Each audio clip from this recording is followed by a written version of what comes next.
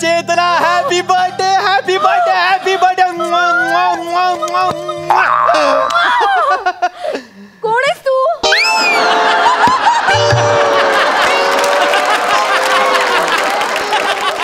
अगं मी ओंकार राऊत. कोण आहे चेतना? हा पप्पा, हा कचरेवाला आहे. कचरेवाला आहे? द्या कचरा.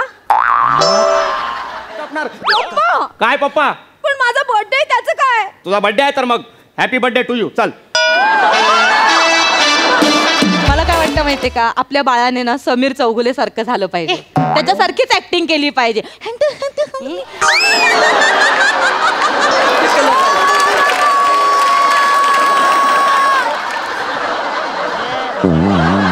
असं केलं पाहिजे.